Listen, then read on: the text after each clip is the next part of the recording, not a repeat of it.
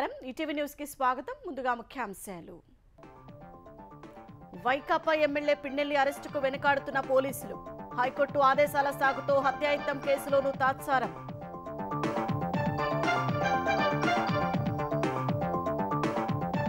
వైకాపా సర్కారు నిర్లక్ష్యంతో భారంగా మారిన ప్రాజెక్టులు పూర్తి చేయడానికి 94,000 కోట్లు కావాలని అంచనా ఆలస్యమైతే మరింత కష్టం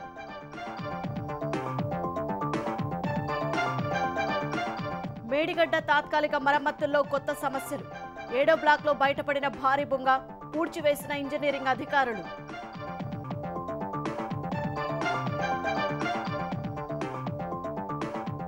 తెలుగు రాష్ట్రాల్లో పెరగనున్న ఇంజనీరింగ్ సీట్లు ఒక్కో బ్రాంచ్లో 240 సీట్ల పరిమితి ఎత్తివేత వసతుల మేరకు అదనపు సెక్షన్లకు అనుమతి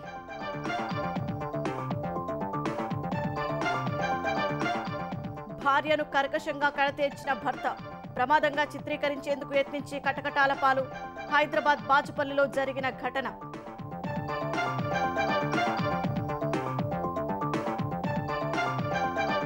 దేశంలో ప్రారంభమైన 6వ విడత ఎన్నికల పోలింగ్ 6 రాష్ట్రాలు 2 కేంద్రపాలిత ప్రాంతాల్లోని 58 నియోజకవర్గాల్లో ఓటింగ్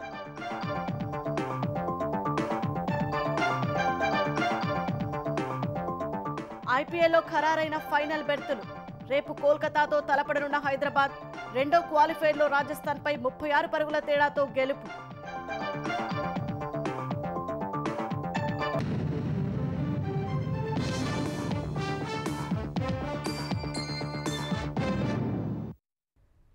మాచర్ల వైకాపా ఎమ్మెల్యే పిన్నెల్లి రామకృష్ణారెడ్డిపై నమోదైన హత్యాయత్నం కేసులో పోలీసులు ఆయనను ఎందుకు అరెస్టు చేయడం లేదు? కారంపొడి సీఐపై దాడి చేసి గాయపరిచినా పోలీసులు అసాధారణ సంయమనం ఎందుకు పాటిస్తున్నారు? ఇది పోలీసుల చేతగానితనమా లేక వివేకానందరెడ్డి హత్య కేసులో నిందితుడైన కడప ఎంపీ అవినాష్ రెడ్డితో వ్యవహరిస్తున్నట్టుగా ఎక్కడా లేని భక్తి ప్రపత్తులు ప్రదర్శిస్తున్నారా? ఇవి ఇప్పుడు ఆంధ్రప్రదేశ్ వ్యాప్తంగా ప్రజాస్వామ్యవాదుల్లో తలెత్తుతున్న ప్రశ్నలు. హైకోర్టు ఆదేశాలను సాకుగా చూపి మిగతా కేసుల్లో చర్యలు తీసుకోకుండా వదిలేస్తున్నారని విమర్శలు వినిపిస్తున్నాయి. ఆంధ్రప్రదేశ్లో డీజీపీ మారినా అధికార పార్టీ నాయకులపై పోలీసుల స్వామి భక్తిలో ఎలాంటి మార్పు రాలేదు అనడానికి పిన్నెల్లి ఉదంతమే నిదర్శనం. ఈ నెల 13న పోలింగ్ సందర్భంగా మాచర్ల నియోజకవర్గం రెంటచింతల మండలం పాల్వాయి గేటు పోలింగ్ స్టేషన్లో ఎమ్మెల్యే పిన్నెల్లి రామకృష్ణారెడ్డి ఈవీఎం ధ్వంసం చేస్తుండగా అడ్డుకోబోయిన తెలుగుదేశం ఏజెంటు నంబూరి శేషగిరిరావుపై దాడి చేసి హత్యాయత్నానికి పాల్పడ్డారు. దానిపై రెంటచింతల పోలీసులు ఎమ్మెల్యేతో పాటు మరో 15 మందిపై పలు సెక్షన్ల కింద కేసు నమోదు చేశారు. రామకృష్ణారెడ్డిని ఏవన్ పెట్టారు. పోలింగ్ మరుసటి రోజు పిన్నెల్లి ఆయన తమ్ముడు వెంకట్రామిరెడ్డి అనుచరులతో కలిసి కారంపూడిలో అలజడి సృష్టించారు. వందల మంది రౌడీ మూకలతో తెలుగుదేశం కార్యాలయంపై దాడి చేశారు. తెలుగుదేశం సానుభూతి పరులపై విరుచుకుపడి ఆస్తులు ధ్వంసం చేశారు. అడ్డుకోబోయిన సీఐ నారాయణస్వామిపై దాడి చేసి గాయపరిచారు. వీఆర్ఓ ఫిర్యాదు మేరకు ఎమ్మెల్యే ఆయన తమ్ముడు మరికొందరిపై ఈ నెల 14వ తేదీ రాత్రి కేసు నమోదు చేశారు. విధి నిర్వహణలో ఉన్న సీఐని దారుణంగా కొట్టి గాయపరిచిన ఎమ్మెల్యేను పోలీసులు అరెస్టు చేయలేదు. ఈవీఎం ధ్వంసం చేసిన కేసులో మాత్రమే పిన్నెల్లిని వచ్చే నెల 6 వరకు అరెస్టు చేయొద్దని హైకోర్టు చెప్పింది. హత్యాయత్నం నేరం కింద ఎమ్మెల్యేను ప్రధాన నిందితుడిగా చేరుస్తూ దాఖలైన కేసుల్లో ఆయన్ను అరెస్టు చేయవద్దని చెప్పలేదు. ఈవీఎం ధ్వంసం కంటే హత్యాయత్నం తీవ్రమైన నేరమైనప్పుడు ఆయన్ను వెంటనే ఎందుకు అరెస్టు చేయడం లేదు? ఎమ్మెల్యేపై సెక్షన్ 307 కింద 2 కేసులు నమోదైనా అరెస్టు చేయకుండా పోలీసులు ఉద్దేశపూర్వకంగానే తాత్సారం చేస్తున్నారన్న అనుమానాలు బలపడుతున్నాయి. ఆయన సంబంధించిన కేసులో తాత్కాలిక ఊరట ఎందుకు ఇచ్చారంటే రాష్ట్రంలో కంటెస్టెడ్ క్యాండిడేట్స్ కిందకు ఇచ్చిన విధానంలోనే ఈయన కూడా దాంట్లో ఒక తాత్కాలిక ఊరట కౌంటింగ్ ఏజెంట్లను అపాయింట్మెంట్ చేసుకోవాలి కనుక దాన్ని దృష్టిలో పెట్టుకొని ఇచ్చారు. కానీ కేవలంగా పూర్తి స్థాయిలో ఈయనకు బెయిల్ ఇవ్వడం జరగలేదు. మేము ప్రధానంగా కోరేది ఏంటంటే ఈ సెక్షన్ ఆఫ్ లా యాడ్ చేయటం అనేటివి ఏదైతే మెమో వేశారో పోలీసు వాళ్ళు అది కూడా స్పష్టంగా లేదు. ఈడియో ఫుటేజీల గురించి ప్రస్తావించలేదు. అట్లాగే శేషగిరిరావు గారికి సంబంధించిన దెబ్బలు జరిగిన దాని గురించి ప్రస్తావించలేదు. కాబట్టి మేమేం చెబుతాం అంటే సెక్షన్ 307 ఐపీసీని 384ని అట్లాగే మిగతా section of law serious offences కూడా పాల్పడ్డారు కనుక అవన్నీ కూడా యాడ్ చేసి రేపు కౌంటర్తో పాటు మొత్తం కూడా మళ్ళీ ఫర్దర్గా యాడ్ చేయాలని చెప్పేసి కోరుకుంటూ ఏదైతే పిన్నెల్లి రామకృష్ణారెడ్డి గారు ఇది ఏదైతే వాయిలెంట్ అట్మాస్ఫియర్ క్రియేట్ చేశారో అక్కడ ప్రజలందరినీ భయదాంతలకు గురి అవుతున్నారో రాబోయే కాలంలో మరి ప్రజలకు ఎంత ప్రాణభయం ఉందో వాటన్నిటిని ప్రివెంట్ చేయాలంటే కోర్టు ద్వారా మరి నంబూరి శేషగిరిరావు లాంటి వాళ్ళకి అట్లాగే తెలుగుదేశం పార్టీ కార్యకర్తలకి ఈ ప్రభుత్వం ప్రొటెక్షన్ కలిగించే విధంగా కూడా మేము కోర్టులో వేస్తాం. పోలింగ్ రోజు మధ్యాహ్నం 12 గంటల సమయంలో పోలింగ్ కేంద్రంలోకి అనుచరులతో వచ్చిన ఎమ్మెల్యే ఈవీఎం పగలగొట్టారని, తాను అడ్డుకోబోతే వేలు చూపించి బెదిరిస్తూ పరుష పదజాలంతో దూషిస్తూ చంపేయండ్రా అంటూ హూంకరించారని నంబూరి శేషగిరిరావు పోలీసులకు ఫిర్యాదు చేశారు. ఎమ్మెల్యే అనుచరులు చింతా సుబ్బారావు మరికొందరు కర్రలు, రాడ్లతో, కత్తులతో దాడి చేశారని, తీవ్రంగా గాయపడ్డ తాను అక్కడే కింద పడిపోగా చచ్చాళ్లేరా అంటూ ఎమ్మెల్యే ఆయన అనుచరులు వెళ్లిపోయారని ఫిర్యాదులో తెలిపారు. అనంతరం బంధువుల సాయంతో ప్రైవేట్ ఆసుపత్రికి వెళ్లి చికిత్స చేయించుకున్నారని స్పష్టం చేశారు. ఇంత పక్కాగా ఆధారాలు, ఫిర్యాదులు ఉన్నా పోలీసులు ఎమ్మెల్యేను ఎందుకు అరెస్టు చేయడం లేదు? ప్రజాప్రతినిధినని మర్చిపోయి ఒక రౌడీలా వ్యవహరించిన ఆయనపై పోలీసులకు ఎందుకంత మమకారం? ఒకప్పుడు పోలీసింగ్లో దేశానికే ఆదర్శంగా నిలిచిన ఆంధ్రప్రదేశ్ పోలీసులు ఇప్పుడెందుకంత నీరుగారిపోయారు? సీఐని కొట్టినట్టు మిగతా పోలీసుల్ని కొడతారేమోనన్న భయమా, లేక అపారమైన భక్తి ప్రపత్తులా అన్న విమర్శలు వినిపిస్తున్నాయి. పాల్వాయి గేటులో ఎమ్మెల్యే ఈవీఎం ధ్వంసం చేసి బయటకొస్తున్న సమయంలో చెరుకూరి నాగశిరోమణి అనే మహిళ నిలదీయగా ఆమెను తీవ్రంగా హెచ్చరిస్తూ దుర్భాషలాడారు. దీనిపై ఆ మహిళ ఫిర్యాదు మేరకు రెంటచింతల పోలీసులు కేసు నమోదు చేశారు. పల్నాడు జిల్లా పోలీసుల్లో అత్యధికులు వైకాపా నాయకులకు వేగుల్లా పనిచేస్తున్నారని ఇటీవల ఒక పోలీసు ఉన్నతాధికారి వాపోయారు. పిన్నెల్లి కోసం గాలిస్తున్న పోలీసు బృందాల్లో కొందరు వారి కదలికల్ని ఎప్పటికప్పుడు ఎమ్మెల్యేకు చేరవేస్తున్నారన్న అనుమానాలు వ్యక్తమవుతున్నాయి. ఏపీ నుంచి పోలీసు బృందాలు బయలుదేరగానే ఆ సమాచారం పిన్నెల్లికి చేరిపోయిందని, ఈ బృందాలకు సారథ్యం వహిస్తున్న అధికారికి సభ్యులు ఏమాత్రం సహకరించడం లేదని విశ్వసనీయ వర్గాల సమాచారం. పిన్నెల్లి ఈ నెల 22న హైదరాబాద్ నుంచి దుబాయ్ పారిపోయేందుకు విమాన టికెట్టు కొన్నారు. ఆ విషయాన్ని పిన్నెల్లిని అరెస్టు చేసేందుకు వెళ్లిన బృందాలకు పల్నాడు జిల్లా నుంచి ఒక పోలీసు అధికారి ఫోన్ చేసి చెప్పారు. వెంటనే ఈ విషయం పిన్నెల్లికి చేరిపోగా ఆయన విమానాశ్రయానికి వెళ్లలేదని చెబుతున్నారు. ఆంధ్రప్రదేశ్లో గత 5 ఏళ్లుగా నిర్లక్ష్యం కారణంగా నిర్మాణంలో ఉన్న సాగునీటి ప్రాజెక్టులు పూర్తి చేయడం పెను భారంగా మారింది. నిర్మాణ దశలో ఉన్న ప్రాజెక్టులను పూర్తి చేయడానికి 94,678 కోట్లు కావాలని జలవనరుల శాఖ సిద్ధం చేసిన నివేదికల ప్రకారం స్పష్టమవుతోంది. నిర్మాణంలో ఉన్న ప్రాజెక్టులన్నింటికీ 2023 డిసెంబర్ 31 వరకు జలవనరుల శాఖ ఇచ్చిన పాలనామోదం ప్రకారం అంచనా వ్యయం 1,87,000 కోట్ల మేర ఉంది. వీటిలో భారీ, మధ్య తరహా, చిన్న నీటి ప్రాజెక్టులు ఉన్నాయి. 2004 తర్వాత జలయజ్ఞం ప్రాజెక్టులుగా నిర్మాణం ప్రారంభమై ఇప్పటికీ కొనసాగుతున్నవి వీటిలో ఉన్నాయి. కొన్నింటిని తొలుత జలవనరుల శాఖ బడ్జెట్ నుంచి ప్రతిపాదించిన అప్పులు తీసుకునేందుకు వీలుగా వివిధ కార్పొరేషన్లు ఏర్పాటు చేశారు. రాయలసీమ కరువు నివారణ పథకం ప్రాజెక్టు, పల్నాడు కరువు నివారణ పథకం ఇలాంటి ప్రాజెక్టులకు కార్పొరేషన్ల ద్వారా నిధులు వెచ్చించారు. ఇవన్నీ పూర్తి చేయాలంటే ప్రస్తుత లెక్కల ప్రకారమే 94,000 కోట్లకు పైగా అవసరం. ఒక్క పోలవరం ప్రాజెక్టు పూర్తి చేయడానికే ఇంకా 34,114 కోట్లు అవసరం. గత 5 ఏళ్లలో సాగునీటి రంగాన్ని జగన్ సర్కార్ పూర్తిగా నిర్లక్ష్యం చేసింది. ఏడాదికి సగటున 6,500 కోట్లకు మించి ఖర్చు చేయలేదు. ప్రాజెక్టులను యుద్ధ ప్రాతిపదికన పూర్తి చేసేందుకు ప్రణాళిక, ముఖ్యమంత్రి సమీక్షలు లేవు. ఫలితంగా ఇదంతా రాబోయే ప్రభుత్వానికి మోయలేని భారంగా మారనుంది. ఆంధ్రప్రదేశ్లో ప్రతి 5 యువకుల్లో ఒకరికి ఉపాధి దొరకడం లేదు. ఈ విషయాన్ని కేంద్ర గణాంక కార్యక్రమాల అమలు మంత్రిత్వ శాఖ పీరియాడిక్ లేబర్ ఫోర్స్ సర్వే తాజాగా వెల్లడించింది. ఈ ఏడాది జనవరి, మార్చి బులెటిన్ ఈ విషయాన్ని స్పష్టం చేసింది. ఇది కేవలం పట్టణాల్లో 15 నుంచి 29 ఏళ్ల వారి విషయంలోనే. ఇతర వయసుల వారు, పట్టణేతర ప్రాంతాల ప్రజలను పరిగణలోకి తీసుకుంటే ఉపాధిలేమీ ఇంకా పెరగొచ్చు. ఏపీలో నిరుద్యోగ రేటు జాతీయ సగటు కంటే ఎక్కువగా ఉంది. 2024 జనవరి, మార్చిలో జాతీయ స్థాయి నిరుద్యోగ రేటు 18.9% ఉండగా ఏపీ సగటు 21.5% నమోదైంది. ఒక్క పట్టణ ప్రాంత పురుషులనే తీసుకుంటే జాతీయ స్థాయిలో 15.1% కాగా ఏపీలో 19.1%గా ఉంది. మహిళల విషయానికి వస్తే జాతీయ స్థాయిలో 22.5% నుంచి 22.9% మధ్యన ఉండగా ఏపీలో 23.9% నుంచి 32.1% వరకు నమోదైంది. అన్ని వయసుల పురుషుల్లో నిరుద్యోగ రేటు జాతీయ స్థాయిలో 3.4% ఉంటే ఏపీలో 12%గా నమోదైంది. మహిళల్లో జాతీయ సగటు 3.7% కాగా ఏపీలో 20.2%గా ఉంది. మేడిగడ్డ బ్యారేజీకి కొత్త సమస్యలు పుట్టుకొచ్చాయి. తాత్కాలిక మరమ్మతుల 7వ బ్లాక్ ప్రాంతంలో భారీ బుంగ బయటపడింది.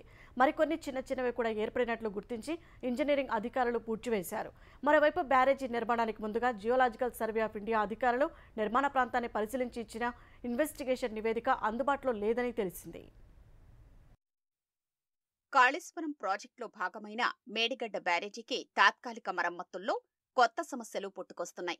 దిగువ భాగాన గతంలో భారీ గొయ్యి ఏర్పడగా 25,000కు పైగా ఇసుక బస్తాలతో పూడ్చేశారు. తాజాగా 7 బ్లాక్ వద్ద ఏరియా క్లియరెన్స్ పనుల్ని చేపట్టారు. ఆ ప్రాంతంలో ఉన్న నీటిని పూర్తిగా తోడేయగా 20వ పియర్ ప్లాట్ఫామ్ ఎదుట పెద్ద బుంగ బయటపడింది. బుంగను ఇంజనీరింగ్ అధికారులు గుర్తించి శుక్రవారం సాయంత్రానికి పూడ్చేశారు. 7 బ్లాక్ ప్రదేశంలో పలుచోట్ల చిన్న బుంగలు ఏర్పడగా వాటిని కూడా పూడ్చేసినట్లు తెలిసింది. గతంలో బ్యారేజీకి దిగువన సీకెంట్ పైల్స్కో 20 మీటర్ల దూరంలో బయటపడిన భారీ గొయ్యిని ఇసుక బస్తాలతో పూడ్చేశారు. అయితే ఇప్పుడు సీసీ బ్లాకులకు దగ్గరగా పెద్ద బొంగను గుర్తించారు. ఇన్వెస్టిగేషన్స్ పూర్తయితే కానీ వాటి తీవ్రత ఏర్పడ్డానికి కారణం తెలియదని సంబంధిత వర్గాలు తెలిపాయి. బొంగలు పడ్డమంటే ఫాల్ట్ జోన్ ఉన్నట్లుగా భావించాల్సి ఉంటుందని ఇంజనీర్లు భావిస్తున్నారు. పైన అంతా ఇసుక గట్టిగానే ఉండి మధ్యలో నీటి ప్రవాహం ఉండడం, బర్రీడ్ ఛానల్స్ ఏవైనా ఉన్నాయా అనే అంశాన్ని కూడా పరిశీలించి అవసరమైన జాగ్రత్తలు తీసుకోవాల్సి ఉంటుందని అభిప్రాయపడుతున్నారు. ఈ పరీక్షలకు సంబంధించి ఎన్డీఎస్ఏ ఇచ్చిన మధ్యంతర నివేదికలో కూడా పేర్కొన్నట్లు సంబంధిత వర్గాలు తెలిపాయి. అయితే ఎన్డీఎస్ఏ మధ్యంతర నివేదికలో పేర్కొన్న ఐఎస్ కోడ్లు నిర్మాణ సంస్థలతో చేసుకున్న ఒప్పందాల్లో లేవని, దానివల్ల నిర్మాణ సమయంలో ఈ పరీక్షలు చేసి ఉండకపోవచ్చని కూడా ఇంజనీర్లు పేర్కొంటున్నారు. మరోవైపు బ్యారేజీ నిర్మాణానికి ముందుగా జియోలాజికల్ సర్వే ఆఫ్ ఇండియా అధికారులు నిర్మాణ ప్రాంతాన్ని పరిశీలించి ఇచ్చిన ఇన్వెస్టిగేషన్ నివేదిక అందుబాటులో లేదని తెలిసింది. అసలు జీఎస్ఐతో సర్వే చేయించారా లేదా అనే దానిపై కూడా స్పష్టత లేదని అధికారులు భావిస్తున్నారు. తెలుగు రాష్ట్రాల్లో ఏడాది ఇంజనీరింగ్ సీట్లు భారీగా పెరిగే అవకాశం ఉంది. అఖిల భారత సాంకేతిక విద్యామండలి ఏఐసిటిఈ ఈ విద్యా సంవత్సరం నుంచి సీట్ల పరిమితిని ఎత్తివేయగా కళాశాలల యాజమాన్యాలు అదనపు బ్రాంచీలకు అనుమతులు తీసుకుంటున్నాయి. మౌలిక సదుపాయాలు, అధ్యాపకుల ఆధారంగా అదనపు కోర్సుల ఏర్పాటుకు ఏఐసిటిఈ అనుమతులు ఇస్తుండగా చాలా కళాశాలలు దరఖాస్తు చేశాయి. కొన్ని కళాశాలలకు ఇప్పటికే అనుమతులు లభించాయి. ఇప్పటి వరకు ఉన్న విధానం ప్రకారం ఒక బ్రాంచీలో గరిష్టంగా 240 సీట్లకే పరిమితి ఉంది. ఇప్పుడు ఈ పరిమితిని ఏఐసిటిఈ తొలగించింది. స్థూల ప్రవేశాల నిష్పత్తి పెంచడం, డిమాండ్, సీట్ల మధ్య అసమతుల్యతను తగ్గించిన పేరుతో జాతీయ విద్యా విధానం 2020కి అనుగుణంగా ఇంజనీరింగ్లో అదనపు సీట్లకు ఏఐసిటిఈ అనుమతులు ఇస్తోంది. దీంతో చాలా కళాశాలలు 3 నుంచి 6 సెక్షన్లు పెంచుకునేందుకు దరఖాస్తులు చేశాయి. మౌలిక సదుపాయాల పరిశీలనను ఏఐసిటిఈ ఆన్లైన్, ఆఫ్లైన్ విధానాల్లో చేసేస్తోంది. అప్పుడు స్వయం ప్రతిపత్తి ఇతర ఇంజనీరింగ్ కళాశాలలోనూ సీట్లు భారీగా పెరిగితే నాణ్యత లేని కళాశాలలో ప్రవేశాలు తగ్గిపోతాయి. పూర్తి ఫీజు రియంబర్స్మెంట్ పథకం ఉంటే ఎక్కువ మంది విద్యార్థులు మంచి కళాశాలలకే ప్రాధాన్యమిచ్చే అవకాశం ఉంటుంది. Computer science, engineering, CSC demand అధికంగా ఉండడంతో కళాశాలలు దాదాపుగా ఇందులోనే అదనపు సెక్షన్లకు దరఖాస్తు చేశాయి. కొన్ని సిఎస్సితో పాటు ఈసీఈకి అనుమతులు తీసుకుంటున్నాయి. సార్వత్రిక ఎన్నికల్లో 6వ విడత పోలింగ్ కొద్దిసేపటి క్రితం ప్రారంభమైంది. 6 రాష్ట్రాలు, 2 కేంద్రపాలిత ప్రాంతాల్లోని 58 స్థానాల పోలింగ్ కోసం కేంద్ర ఎన్నికల సంఘం అన్ని ఏర్పాట్లు పూర్తి చేసింది. ఈ స్థానాల్లో పోటీ చేస్తున్న 889 మంది అభ్యర్థుల భవితవ్యాన్ని 11.13 కోట్ల మంది ఓటర్లు ఈవీఎంలలో నిక్షిప్తం చేస్తున్నారు. ఇందుకోసం 1.14 లక్షల పోలింగ్ కేంద్రాలను ఏర్పాటు చేసింది. ఈ విడతలో హర్యానాలో 10, దేశ రాజధాని ఢిల్లీలో 7 సీట్లు ఉన్నాయి. ఉత్తరప్రదేశ్లో 14, బీహార్లో 8, జమ్మూ కాశ్మీర్లోని అనంతనాగ్, రాజౌరి లోక్సభ స్థానాలు ఉన్నాయి. ఒడిశాలో 6 లోక్సభ స్థానాలు, 42 శాసనసభ నియోజకవర్గాలకు ఈ విడతలోనే పోలింగ్ నిర్వహిస్తున్నారు. మొదటి 5 విడతలో 428 లోక్సభ స్థానాలకు పోలింగ్ జరిగింది. చివరి విడత జూన్ 1న జరగనుండగా జూన్ 4న ఓట్ల లెక్కింపు చేపడతారు. లోక్సభ ఎన్నికల విపక్ష కూటమి స్పష్టమైన, నిర్ణయాత్మకమైన మెజారిటీ సాధించబోతోందని కాంగ్రెస్ విశ్వాసం వ్యక్తం చేసింది. కూటమి తరపున ప్రధానమంత్రిగా 5 ఏళ్ల పాటు ఒక్కరే ఉంటారని స్పష్టం చేసింది. జూన్ 4న ఫలితాలు వెలువడిన 3 రోజుల్లోనే ఇండియా కూటమి నుంచి ప్రధానమంత్రి పేరును వెల్లడిస్తామని కాంగ్రెస్ ప్రధాన కార్యదర్శి జయరాం రమేష్ చెప్పారు. ఒకవేళ అధికారంలో వస్తే ఏడాదికి ఒకరు చొప్పున ప్రధానమంత్రి పదవి నిర్వహించాలని ఇండియా కూటమి ఆలోచిస్తోందంటూ ప్రధాని మోదీ పదే విమర్శిస్తుండడంపై ఆయన స్పందించారు. 2004 మాదిరిగా ఇండియా కూటమి విస్పష్టమైన మెజారిటీ సాధించి చరిత్ర సృష్టించబోతోందని జయరాం రమేష్ పేర్కొన్నారు. కూటమి తరపున ప్రధానమంత్రి అభ్యర్థి ఎవరన్నది భాగస్వామ్య పక్షాలనే ప్రజాస్వామ్య పద్ధతిలో ఎంపిక చేస్తాయని వివరించారు. కట్టుకున్న భార్యను అతి కిరాతకంగా హత్య చేసిన భర్త అనంతరం ప్రమాదంగా చిత్రీకరించేందుకు ప్రయత్నించిన ఘటన హైదరాబాద్లో చోటు చేసుకుంది. ఈ నెల 4న జరిగిన ఈ దుర్ఘటన ఆలస్యంగా వెలుగులోకి వచ్చింది. ఆంధ్రప్రదేశ్లోని ప్రకాశం జిల్లా కనకమెట్లకు చెందిన మధులతకు అదే జిల్లా దర్శికి చెందిన పరకాల నాగేంద్ర భరద్వాజ్తో 4 ఏళ్ల క్రితం వివాహం జరిగింది. వీరికి ఓ బాబు ఉన్నాడు. దంపతులిద్దరూ సాఫ్ట్వేర్ ఉద్యోగులు కాగా వృత్తిరీత్యా హైదరాబాద్ బాచుపల్లిలోని సాయి అనురాగ్ కాలనీలో అద్దెకుంటూ జీవనం సాగిస్తున్నారు. కొంతకాలంగా వీరి మధ్య గొడవలు జరుగుతున్నాయి. ఈ క్రమంలో ఈ నెల 4న భార్యాభర్తల మధ్య మరోసారి గొడవ జరగగా విచక్షణ కోల్పోయిన నాగేంద్ర మధులతపై దాడి చేసి అతి కిరాతకంగా హత్య చేశాడు. అనంతరం భార్య మృతదేహాన్ని కత్తితో ముక్కలుగా చేసేందుకు ప్రయత్నించిన నాగేంద్ర ఆ ప్రయత్నం విరమించుకొని ప్రమాదంగా చిత్రీకరించేందుకు యత్నించాడు. మధులత మృతదేహం వద్దకు గ్యాస్ సిలిండర్ తీసుకొచ్చి గ్యాస్ లీకేజ్ చేసి ప్రమాదంగా చిత్రీకరించాలని ప్రయత్నించాడు. పొరుగువారికి అనుమానం రావడంతో నిందితుడు పరారయ్యాడు. సమాచారం అందుకున్న పోలీసులు నాగేంద్రను అరెస్టు చేసినట్లు తెలిపారు. హైదరాబాద్ ఉమ్మడి రాజధాని కాదని, ఇకపై ఇది పక్కా తెలంగాణ రాజధాని అని మాజీ మంత్రి భారాస ఎమ్మెల్యే హరీష్ రావు అన్నారు. ఖమ్మం జిల్లా సత్తుపల్లిలో భారాస ఆత్మీయ సమావేశంలో పాల్గొన్న హరీష్ రావు కేసీఆర్ వద్దన్న కేంద్రంలోని అప్పటి కాంగ్రెస్ ప్రభుత్వం హైదరాబాద్ను ఉమ్మడి రాజధానిగా నిర్ణయించిందని తెలిపారు. ఇప్పుడు మరో 10 ఏళ్లు ఉమ్మడి రాజధానిగా హైదరాబాద్ను కొనసాగించేందుకు కాంగ్రెస్ కుట్రలు పన్నుతోందని ఆరోపించారు. హైదరాబాద్ను లూటీ చేయాలని భాజపా కాంగ్రెస్ కుట్రలు పన్నుతున్నాయని, హైదరాబాద్ లేకుంటే తెలంగాణలో జిల్లాలు అభివృద్ధి చెందవన్న విషయాన్ని ప్రజలు గుర్తించాలని హరీష్ రావు కోరారు. ఇదే కాంగ్రెస్ పార్టీ 10 ఏళ్లు ఆంధ్రాకు తెలంగాణకు జాయింట్ క్యాపిటల్ గా హైదరాబాద్ ను పెట్టారు. మళ్ళీ ఇప్పుడు స్టార్ట్ చేసిండ్రు, ఇంకా 10 ఏళ్లు పెంచాలనా? ఎందుకంటే పోయినసారి 7 మండలాలు ఇచ్చింది వీళ్ళే, ఇప్పుడు మళ్ళా 10 ఏళ్లు ఇచ్చేటువంటి కుట్రలు జరుగుతూ ఉన్నాయి. అందువల్ల మనం ఆలోచించాలి, జాగ్రత్త పడాలి. మన హైదరాబాద్ మనకే దక్కాలి. హైదరాబాద్ జాయింట్ క్యాపిటల్ కాదు, ఇది తెలంగాణ క్యాపిటల్ అని చెప్పాలి. అంటే మీరందరూ కూడా బీఆర్ఎస్ పార్టీని గెలిపించాలి. తెలంగాణలో రైతు భరోసా, పంట బీమా పథకాలపై ప్రభుత్వం ప్రత్యేక దృష్టి సారించిందని వ్యవసాయ శాఖ మంత్రి తుమ్మల నాగేశ్వరరావు అన్నారు. సచివాలయంలో అఖిల భారత కిసాన్ కాంగ్రెస్ ఉపాధ్యక్షుడు కోదండరెడ్డి ఇతర సభ్యులు మంత్రులతో సమావేశమై ఈ ఏడాది వానాకాలం నుంచి ప్రభుత్వం అమలు చేయనున్న రైతు భరోసా, పంటల బీమా పథకాల విధి విధానాలపై చర్చించారు. ఆదర్శ రైతులు, రైతు సంఘాల ప్రతినిధులతో ఇప్పటికే ఉమ్మడి జిల్లాల పరిధిలో వ్యవసాయ, అనుబంధ శాఖల అధికారులతో సదస్సులు నిర్వహించినట్లు మంత్రి తెలిపారు. ఆ సదస్సుల ద్వారా రైతులు వెలుబుచ్చిన సందేహాలు, అభిప్రాయాలను క్రోడీకరించి నివేదిక తెప్పించుకున్నట్లు వివరించారు. తర్వాత రాష్ట్ర స్థాయిలో వివిధ రైతు సంఘాల ప్రతినిధులతో సమావేశం నిర్వహిస్తామని తెలిపారు. మంత్రివర్గ సమావేశాల్లో విస్తృతంగా చర్చించిన తరువాత తెలంగాణ రైతాంగానికి అధిక ప్రయోజనం చేకూర్చేలా తుది నిర్ణయం తీసుకుంటామని మంత్రి తుమ్మల స్పష్టం చేశారు. పోలవరం ప్రాజెక్టు నిర్మాణానికి ఆస్తులు త్యాగం చేసినా తనకు రావాల్సిన పరిహారం రాకపోవడంతో ఓ వృద్ధ రైతు ఆత్మహత్యాయత్నానికి పాల్పడ్డారు. అల్లూరు జిల్లా దేవీపట్నంకు చెందిన ఉండమట్ల సీతారామయ్య పరిహారం కోసం 6 ఏళ్లుగా ప్రభుత్వ కార్యాలయాల చుట్టూ తిరుగుతున్నా న్యాయం జరగడం లేదని శుక్రవారం ధవళేశ్వరంలోని పోలవరం ప్రాజెక్టు కార్యాలయం వద్ద పురుగుల మందు తాగి ఆత్మహత్యాయత్నం చేశారు. పోలవరం నిర్మాణం కోసం సీతారామయ్య ఇల్లు, భూమి కోల్పోగా పరిహారం వచ్చింది. కొంత భూమికి సంబంధించి నష్టపరిహారం విషయంలో వివాదం తలెత్తగా అది కోర్టులో ఉంది.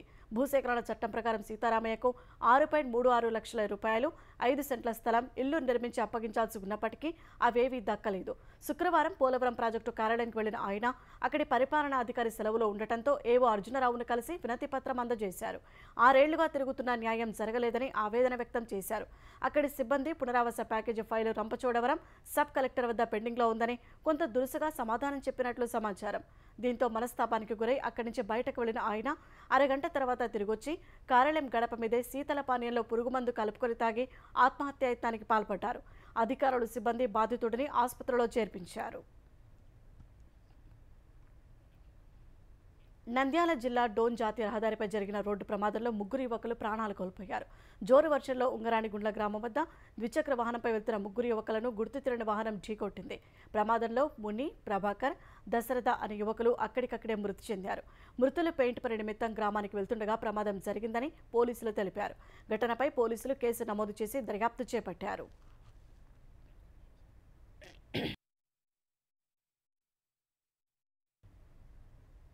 లోన్ల పేరుతో ప్రజలను బురిడీ కొట్టించిన మహిళ 3 ఇళ్లలో చోరీకి పాల్పడిన ఘటన వైఎస్ఆర్ జిల్లా ప్రొద్దుటూరులో జరిగింది. పట్టణంలోని మౌలానా ఆజాద్ నగర్కు చెందిన జహీరా పొదుపు సంఘాల లీడర్గా పనిచేస్తూ గ్రూపు సభ్యుల ఇళ్లలో దొంగతనాలకు పాల్పడుతున్నట్లు పోలీసుల విచారణలో వెల్లడైంది. ఆమెను అరెస్టు చేసిన పోలీసులు నిందితురాల నుంచి 31 తులాల బంగారాన్ని స్వాధీనం చేసుకున్నామని తెలిపారు. స్వాధీనం చేసుకున్న బంగారం విలువ సుమారు 23 లక్షల విలువ ఉంటుందని డీఎస్పీ మురళీధర్ తెలిపారు. ఘటనపై కేసు నమోదు చేసి దర్యాప్తు చేపట్టామన్నారు. లోన్లు ఇప్పిస్తారని పొదుపు సంఘం సభ్యులను తన ఇంటికి పిలిపించుకొని మాటలు కలిపి వారి హ్యాండ్ బ్యాగులో ఉన్న ఇంటి తాళాలు కొట్టేసేదని ఆయన వివరించారు. వారిని అక్కడే ఉండమని, లోన్ గురించి మాట్లాడి వస్తారని చెప్పి వారి ఇళ్లకెళ్లి బంగారు ఆభరణాలు దొంగిలించినట్లు వెల్లడించారు. పశ్చిమ మధ్య బంగాళాఖాతంలో ఏర్పడిన తీవ్ర అల్పపీడనం వాయుగుండంగా బలపడిందని భారత వాతావరణ కేంద్రం ఐఎండీ పేర్కొంది. ఇది బంగ్లాదేశ్లోని కేపుపరాకు దక్షిణ నైరుతి దిశలో 700 కిలోమీటర్లు, పశ్చిమ బెంగాల్ సమీపంలోని సాగర్ ద్వీపానికి 660 కిలోమీటర్లు, క్యానింగ్కు 710 కిలోమీటర్ల దూరంలో కేంద్రీకృతమై ఉందని వెల్లడించింది. ఈశాన్య దిశగా కదులుతూ ఈ ఉదయానికి తుపానుగా, రాత్రికి తీవ్ర తుపానుగా రూపాంతరం చెందుతుందని ఐఎండీ హెచ్చరించింది. ఆదివారం అర్ధరాత్రి కేపేపురా సాగర్ ద్వీపం మధ్యలో తీరం దాటే అవకాశం ఉందని తెలిపింది. ఆంధ్రప్రదేశ్పై దీని ప్రభావం ఉండబోదని స్పష్టం చేసింది. తుపాను తీరం దాటే సమయంలో గరిష్టంగా గంటకు 130 కిలోమీటర్ల వేగంతో గాలులు వీచే అవకాశం ఉందని తెలిపింది. ఈ తుపానుకు రెమాల్ అనే పేరు పెట్టారు. తుపాను నేపథ్యంలో తూత్తుకుడి నుంచి చెన్నై వరకు, గోపాలపూర్ నుంచి సాగర్ ద్వీపం వరకు పోర్టుల్లో 1వ నంబర్ హెచ్చరికలు జారీ చేశారు. తుపాను ప్రభావంతో నైరుతి రుతుపవనాలు వేగంగా కదులుతున్నాయని, రాబోయే 2 రోజుల్లో బంగాళాఖాతంలోని మరికొన్ని ప్రాంతాలకు విస్తరిస్తాయని ఐఎండీ పేర్కొంది. ఆంధ్రప్రదేశ్ వ్యాప్తంగా ఇవాళ రేపు తేలికపాటి నుంచి మోస్తరు వర్షాలు కురిసే అవకాశం ఉందని విశాఖ తుపాను హెచ్చరికల కేంద్రం తెలిపింది. దక్షిణ గాజాలోని పాలస్తీనియులపై ఇజ్రాయెల్ మారణహోమానికి పాల్పడుతోందంటూ దక్షిణాఫ్రికా చేసిన ఫిర్యాదుపై అంతర్జాతీయ న్యాయస్థానం కీలక తీర్పు వెలువరించింది. రఫా పట్టణంపై సైనిక చర్యను తక్షణమే నిలిపివేయాలని ఇజ్రాయెల్ను ఆదేశించింది. పాలస్తీనాలో పరిస్థితులు క్షీణించిపోయాయని, వాటిని మెరుగుపరిచేందుకు చర్యలు తీసుకోవాలని ఇప్పటికే ఇజ్రాయెల్ను ఆదేశించినప్పటికీ అవి కార్యరూపం దాల్చలేదని ఆగ్రహం వ్యక్తం చేసింది. రఫా ప్రభుత్వానికి ఆటంకం కలిగేలా ఇజ్రాయెల్ ఎలాంటి నిర్ణయాలు తీసుకోరాదని అంతర్జాతీయ న్యాయస్థానం ఆదేశించింది. మొత్తం 15 మంది న్యాయమూర్తులు ఉన్న ప్యానెల్ 13-2 మెజార్టీతో తీర్పును వెలువరించింది. మానవతర దృక్పథంతో రఫా సమీపంలో ఈజిప్ట్ గాజా సరిహద్దును కూడా తెరవాలని ఇజ్రాయెల్ను అంతర్జాతీయ న్యాయస్థానం ఆదేశించింది. దీని పురోగతిపై నెల రోజులుగా నివేదిక ఇవ్వాలని ఆదేశించింది. అటు ఈ తీర్పుపై స్పందించిన ఇజ్రాయెల్ తన పౌరులను రక్షించకుండా, గాజాలో హమాస్ ఉగ్రవాదులను నిరోధించకుండా ఈ భూమిపై ఏ శక్తి తమని ఆపలేదని వ్యాఖ్యానించింది. అశ్లీల వీడియోల కేసులో ఆరోపణలు ఎదుర్కొంటూ విదేశాలకు పారిపోయిన హసన్ ఎంపీ, మాజీ ప్రధాని దేవేగౌడ మనవడు ప్రజ్వల్ రేవణ్ణను కేంద్రం కాపాడుతోందన్న కాంగ్రెస్ విమర్శలపై విదేశాంగ శాఖ స్పందించింది. ప్రజ్వల్ పాస్పోర్టు స్వాధీనం చేసుకోవాలన్న విజ్ఞప్తి ఈ నెల 21నే తమకు అందినట్లు విదేశాంగ శాఖ మంత్రి జయశంకర్ తెలిపారు. పాస్పోర్టు చట్టం ద్వారా పాస్పోర్టు స్వాధీనం చేసుకోవాల్సి ఉంటుందన్న ఆయన అందుకు కోర్టు లేదా పోలీసుల నుంచి తమకు విజ్ఞప్తి అందాలని సూచించారు. కర్ణాటక నుంచి ఆ విధమైన విజ్ఞప్తి ఈ నెల 21న అందినట్లు విదేశాంగ మంత్రి తెలిపారు. విజ్ఞప్తి అందిన వెంటనే ఆ ప్రక్రియ ప్రారంభించినట్లు జయశంకర్ వివరించారు. ఈ ఏడాది చార్ధామ్ యాత్రలో ఇప్పటి వరకు 52 మంది యాత్రికులు మృత్యువాత పడినట్లు గర్వాల్ కమిషనర్ వినయ్ శంకర్ పాండే తెలిపారు. ఉత్తరాఖండ్లో మే 10న చార్ధామ్ యాత్ర ప్రారంభమైంది. ఈ యాత్రకు భక్తులు పోటెత్తగా ప్రతికూల వాతావరణ పరిస్థితులను తట్టుకోలేక కొంతమంది యాత్రికులు ప్రాణాలు కోల్పోయినట్లు కమిషనర్ తెలిపారు. వీరిలో అధిక శాతం 60 ఏళ్లకు పైబడిన వారేనని చెప్పిన ఆయన ఎక్కువ మంది గుండెపోటుతో మృతి చెందినట్లు పేర్కొన్నారు.